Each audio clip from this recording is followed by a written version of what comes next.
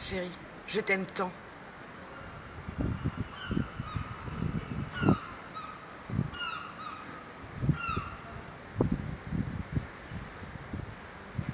Je me jette dans tes bras que j'adore. Je t'appartiens, tout petit adoré que j'aime. Serre-moi fort contre ton cœur, empêche-moi de respirer. Et dis-toi que pour moi, rien au monde ne compte que toi. Je te le jure. Sur ma voix, ma vie, mes yeux. Chérie, chérie, j'aimerais passer ma vie à tes pieds et te servir. Moi, je te fais ce que tu veux.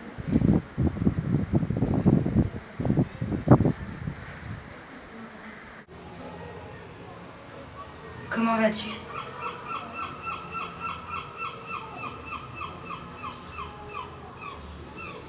Je pense, je vais prendre une douche et je réponds.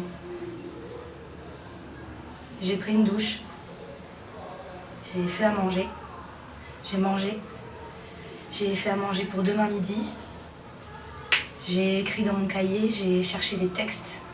J'ai téléphoné à Manon. J'ai fumé 1, 2 cigarettes. Et je suis restée allongée pendant au moins 15 minutes à côté de mon radiateur. Parce que j'avais peur de répondre. J'avais peur de dire des choses nulles. De choisir des mots nuls. Pas intéressants.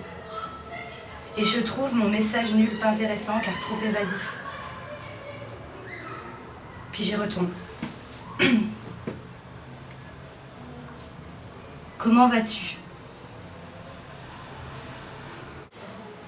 Ma chère maman, dans 3 mois, jour pour jour, tu auras pris 1 année de plus. 55 ans. Un demi-siècle de passion pour la faune et la flore. En plus de cette passion, tu as su m'offrir 2 grands frères et une vie, avec autant de failles que de solidité. Avec aussi toutes ces bizarreries qui font de toi une femme unique.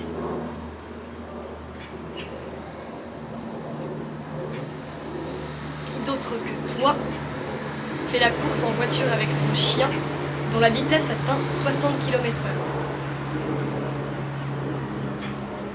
Qui d'autre que toi a eu le courage de partir 1 an en Israël avec en poche la majorité et 3 mots d'anglais?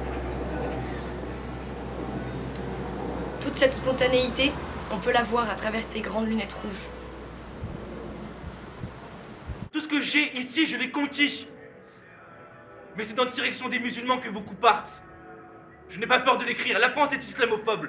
D'ailleurs, plus personne ne s'en cache dans la France des xénophobes. Loin des artistes, j'écris ce texte comme un miroir.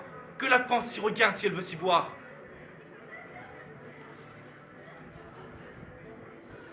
Elle verra s'envoler l'illusion qu'elle se fait d'elle-même. Je suis pas en manque d'affection. Comprends que je n'attends plus qu'elle-même. Regardez le type à côté de vous. Regardez-le dans les yeux. Vous verrez un type qui foncera avec vous. Vous verrez un type qui se sacrifiera pour vous parce qu'il sait que quand le moment sera venu, vous ferez la même chose pour lui. C'est ça une équipe, messieurs. Alors aujourd'hui, soit nous guérissons en tant qu'équipe, soit nous mourrons en tant qu'individus. C'est ça le football, les gars. Ça n'est que ça. Et maintenant, qu'est-ce que vous allez faire? Jamais vous ne me regarderez comme je vous regarde. Ce ne peut être. Pardon si je m'égare un peu ce soir. J'ai été toute la journée au service d'un poème très abstrait et je suis profondément amoureux de vous. De bonnes excuses s'il en est.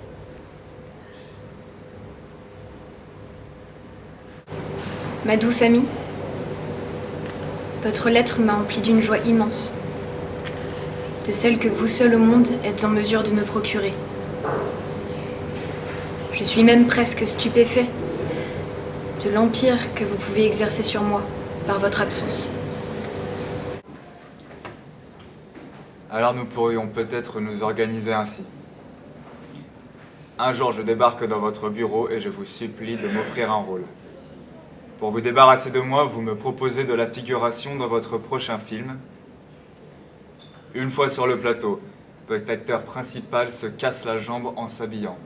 Et comme vous êtes coincé par l'emploi du temps très serré du tournage, vous me choisissez arbitrairement pour le remplacer. Et la bango?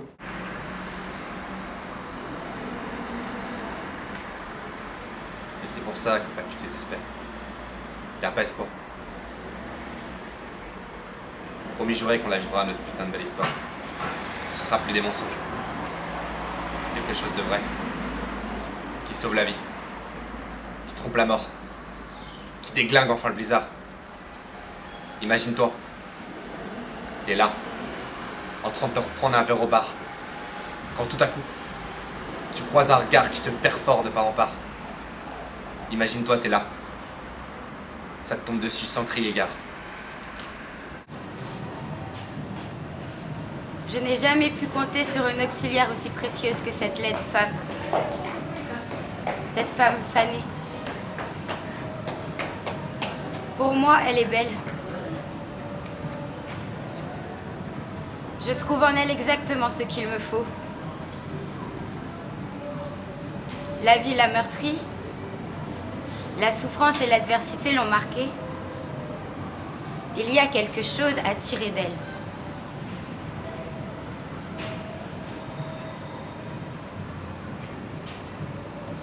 Quand la terre n'a pas été labourée, on ne peut rien en obtenir. Elle a été labourée. Dès lors, je trouve en elle davantage que dans tout un lot de femmes qui n'ont pas été labourées.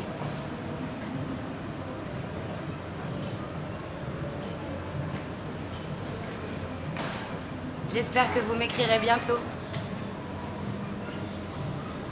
Maintenant, adieu, avec une poignée de main.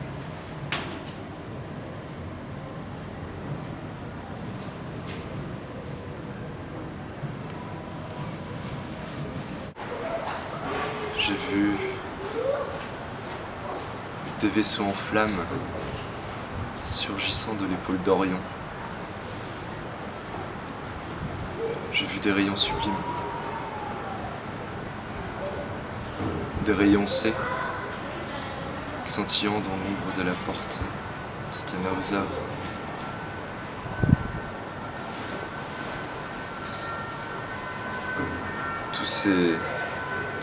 Tous ces moments seront perdus en temps et en heure. Comme des larmes sous la pluie.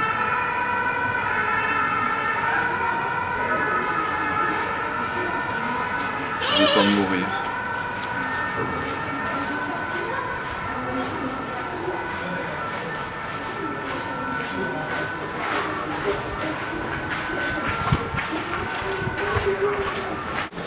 Un soir qu'il pleuvait à Tignes, dans une grange, couchés sur le banc à 10 cm l'un de l'autre, nous sommes observés pendant 1 heure.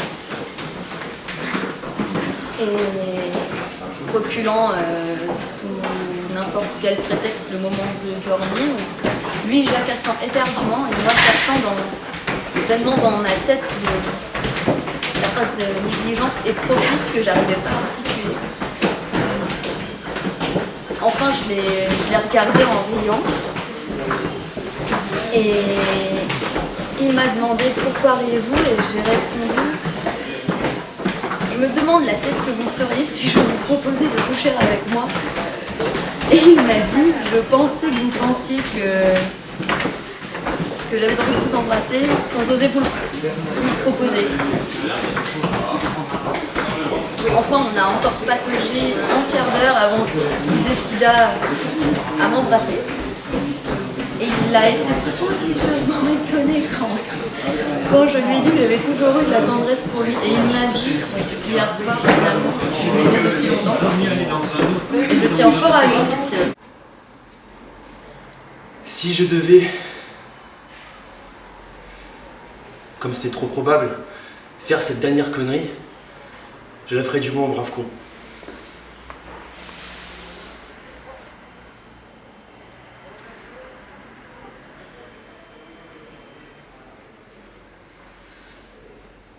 Ma dernière pensée sera pour toi, mon ami. Pour toi qui m'appelais mon Pierre, que je n'ai pas voulu rejoindre, car il fallait que je claquasse enfin.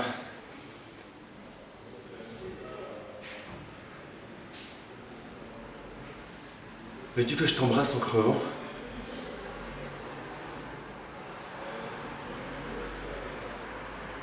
Ton pauvre Paul Verlaine.